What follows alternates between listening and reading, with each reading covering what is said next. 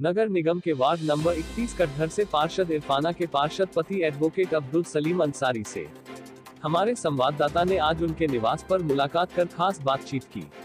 बातचीत के दौरान पार्षद इरफाना के पार्षद पति एडवोकेट अब्दुल सलीम अंसारी ने बताया कि हमारा वार्ड कटघर घनी आबादी के साथ साथ विकास के क्षेत्र में काफी पिछड़ा होने के कारण हमारे क्षेत्र की जनता ने हम पर विश्वास करके लगातार दूसरी बार हमारे परिवार से पार्षद चुना है और हमने भी क्षेत्र की जनता के विश्वास पर खरा उतरते हुए जनता द्वारा दी गई विकास की जिम्मेदारी को पूरी तरीके से अंजाम दिया है।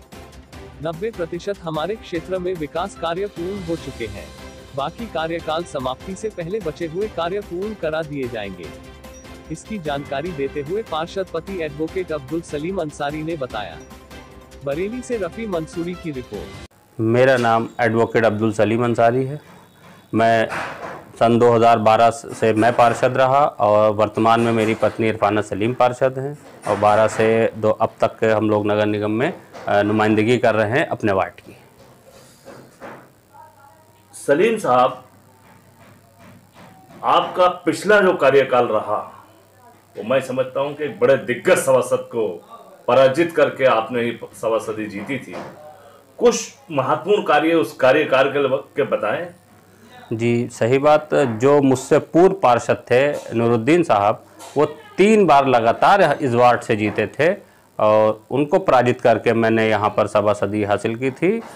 उस वक्त में के कार्यकाल में जो हमारे यहाँ जो मेन प्रॉब्लम्स थी सड़क और लाइट्स की लेकर और गंदगी, उसको लेकर हमने बहुत काम करा।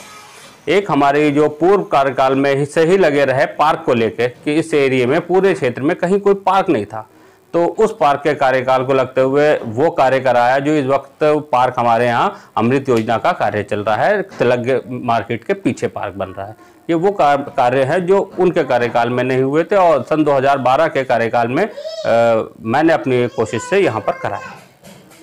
सलीम साहब, इस बार आपकी पत्नी पार्षद है, उनका लगभग 4.5 साल का कार्यकाल कंप्लीट हो चुका है, चुनाव करीब है, तो हम ये जानना चाहते हैं उनके कार्यकाल में कितने कार्य हुए। कई ऐसे महत्वपूर्ण कार्य बताइए जो कि पिछले कार्यकाल में आपके रह गए थे। इस कार्यकाल के अंदर जो हमने प्रायोरिटी पर लिया है वो पानी की समस्या को दूर करना लिया है। इस कार्यकाल में हमने अपने यहाँ पूरे वार्ड के अंदर पाइपलाइन पानी की बिछवा दी है। कहीं भी अब पाइपलाइन डालने की जगह नहीं है। पानी की कमी ना हो इसलिए हमने यहाँ पर ट्यूबवेल लगवाए, दो ट्यूबवेल नए लगाए। पानी की टंकी का अपना चल रहा है, जो पुरानी चल रही उसकी मरम्मत कराई और साथ में 2 नए ट्यूबवेल लगवाए हैं ताकि क्षेत्र के अंदर कहीं भी पानी की प्रॉब्लम आज की डेट में ना रहे। ये हमारे यहाँ की इस बार का कार्यकाल जो रहा उसके लिए सबसे बड़ा काम जो और आगे प्रस्तावित है कि एक पानी की टंकी जो ट्यूबवेल के पास लग जाए। सीवर लाइन के लिए बात चल रही है, वो अमृत योजना जो सीवर लाइन जो है सेंट्रल गवर्नमेंट की योजना क्या है, जो कर्मचारी नगर से होकर आएगी वो इस एरिया में जुड़ेगी, क्योंकि लाइन पार होने की वजह से हम सीधे सीधे सीवर लाइन से नहीं जुड़ पा रहे थे। वो कार्य इस बार हमने नपवा दिया, इंशाल्लाह वो भी काम जल्दी होगा।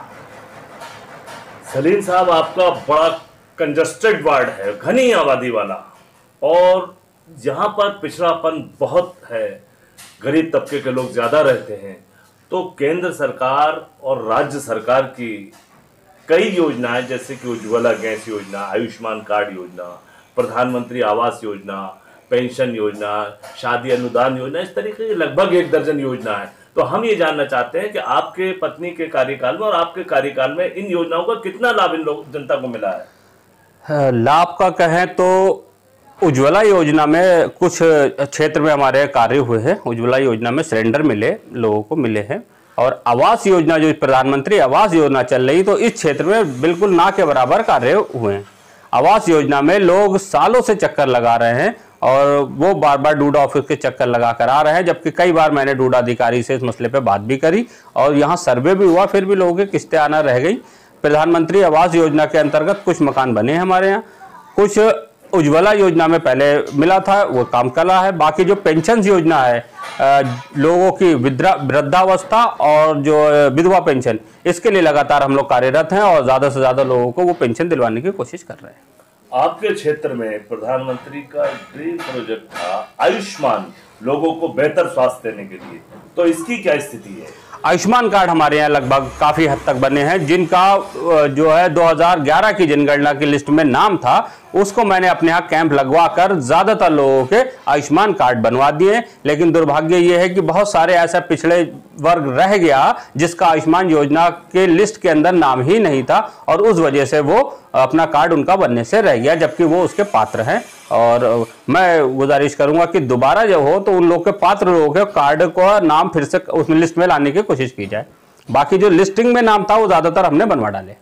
सलीम साहब, क्या वजह है कि आपके क्षेत्र में प्रधानमंत्री आवास योजना में दिक्कतें आ रही हैं? हमारे क्षेत्र में प्रधानमंत्री आवास हमारा क्षेत्र बिल्कुल पढ़ा लिखा नहीं है, ज़्यादातर अनपढ़ लोग हैं, जानकारी नहीं है, और जिस तरीके से उन्हें बताया जाता है, डूडा ऑफिस से टहलाया जाता है, वो बेचारे चक्कर लगा लगा कर दुखी हो गए। यहाँ पर डूडा ऑफिस से कोई भी नुमाइंदा पर्टिकुलर नहीं है कि किस बंदे को कौन सा एरिया दिया गया है। यहाँ अगर 100 फार्म पड़े हैं तो 100 फार्म के लिए 10 लोगों उन्होंने अपॉइंट कर दिए, कौन किसके पास जाता है, कब फार्म आता है, लोगों को इस चीज की जानकारी ही नहीं हो पा रही है। इस वजह से वो इस योजना का लाभ नहीं उठा पा रहे हैं। उनके लिए यहाँ योजना का लाभ हम तभी उठा पाएंगे जब एरिया वाइज आदमी सेलेक्ट हो, वहाँ डूडा ऑफिस में डिक्लेयर कर दिया जाए कि ये एरिया ये आदमी देखेगा, ताकि उससे हम शिकायत कर पाए। हमारे यहाँ का तबका पढ़ा लिखा नहीं है, उसे जानकारी नहीं है, इसलिए वो चक्कर लगा लगा कर दुखी है। सलीम साहब, आपने अपने कार्यकाल में और आपकी पत्नी के कार्यकाल में काफी विकास कार्य हुए, पिछड़ा हुआ क्षेत्र था। अब हम आपसे ये जानना चाहते हैं कि इस क्षेत्र के लिए आपका ड्रीम प्रोजेक्ट क्या है, जिसको लेकर के आप अगली बार चुनाव में जाएंगे? इस क्षेत्र में सबसे बड़ी समस्या जो हमारी मलिन बस्तियां हैं, उन मलिन बस्तियों का उद्धार करने को लेकर हम आगे बढ़ रहे हैं, क्योंकि अभी भी हमारे क्षेत्र में मलिन कटघर और हुसैन बाग दोनों मलिन बस्तियां हैं जिसमें कच्ची सड़कों की भरमार है। अपनी कोशिश ये रहेगी कि अगले कार्यकाल में ये सारी की सारी कच्ची गलियां जो हैं वो पक्की गलियों में तब्दील हो सके, ताकि लोगों को आवागमन का साधन उपलब्ध हो सके। इसके अलावा कोई ऐसा भी ड्रीम प्रोजेक्ट है जिसे आप काफी समय से अपने दिमाग में लिए हुए थे अपने क्षेत्रवासियों के लिए, और अगले कार्यकाल में उस प्रोजेक्ट पर काम शुरू करेंगे? हमारे दिमाग में मैंने अभी बताया, जैसे कि पानी की एक टंकी लगवाना। हुसैन बाग के अंदर एक भी टंकी नहीं है पानी की, ओवर हेड टैंक, जो एक पुराना कटघर पानी की टंकी चल रही, बरसों बरस 20-30 साल से जो मैं देखता आ रहा हूँ, उससे बहुत बड़े एरिया को सप्लाई दी जा रही है। और दूसरी टंकी की यहाँ आबादी कई गुना बढ़ चुकी है, पानी उतना ही है। उस व्यवस्था को लेने के लिए दिमाग में ये है कि यहाँ पर एक पानी की टंकी आए, दूसरा नगर निगम की जगह जो हमारी पड़ी हुई है उसको ऊपर, पिछली बार अभी मैंने कुछ दिन पहले भी इस बात के लिए रखा कि यहाँ पर नगर निगम की जगह है, और एक यहाँ अगर स्कूल खुल जाएगा, वो मेरे लिए ड्रीम प्रोजेक्ट था। मैंने कस्तूरबा स्कूल को भी ट्रांसफर कराने की बात करी थी कि यहाँ जगह नगर निगम की है, कस्तूरबा स्कूल यहाँ ट्रांसफर कर दिया जाए लड़कियों के लिए, ताकि इस क्षेत्र की लड़कियां पढ़ लिख कर शिक्षित क्षेत्र हो सके हमारा। और मेरा ड्रीम प्रोजेक्ट के अंदर यह है कि मैं इस इलाके में एक इंटर कॉलेज महिलाओं का लेकर आ सकूं।